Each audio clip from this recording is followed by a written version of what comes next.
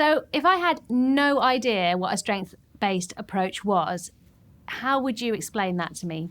So a strength-based approach is an approach which looks at the person's strength rather than their deficit. So a lot of approaches to care kind of looks at what's wrong with you, like what's going wrong, what's the barriers.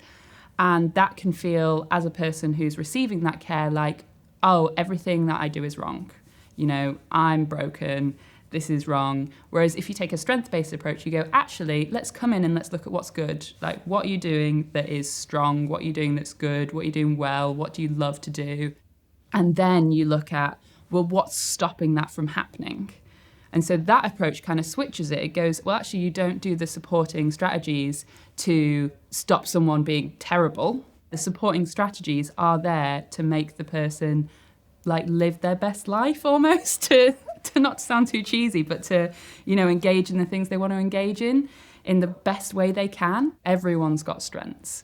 And, you know, I've seen people say before, oh, no, I don't really want to do it this way because I don't want to be that kind of inspirational disabled person. It's like, well, it's not about being we all have strengths as people, you know, as human beings, and those strengths show themselves in different ways. And so when you're taking a strength-based approach, you're like, how can I draw out that, you know, humanity? How can I draw out your connection with the world around you and bring you into, you know, kind of occupation, you know, doing things that are meaningful to you and influencing other people, perhaps. I think because when you're autistic, you get so used to feeling like maybe you're being difficult, or maybe you're asking too much, or maybe everyone else is coping with stuff and you're just not because you're just a less competent human, that it can be really important to develop like a level of self-compassion. And I think that the strength-based support plan really helps with that, because rather than looking at deficits and what do I need above and beyond everyone else, what you're actually looking at is,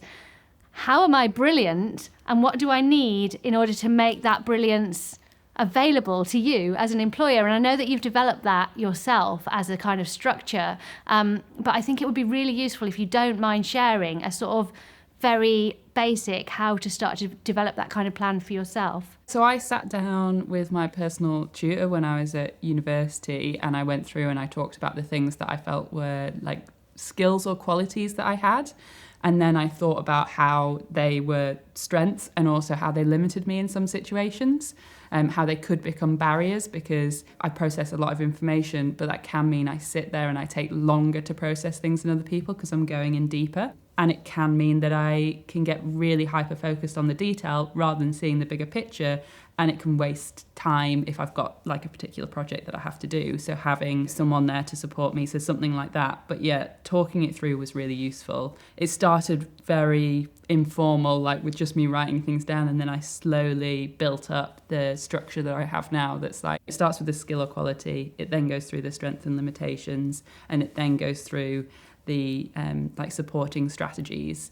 I changed that, so in my new job I've changed it a bit, and I continue to like review it and look at it, not as much as I should, but I try to do that. And some of the strategies are for me, reminders for me to do things, and some of them are reminders for my line manager or other colleagues to do things.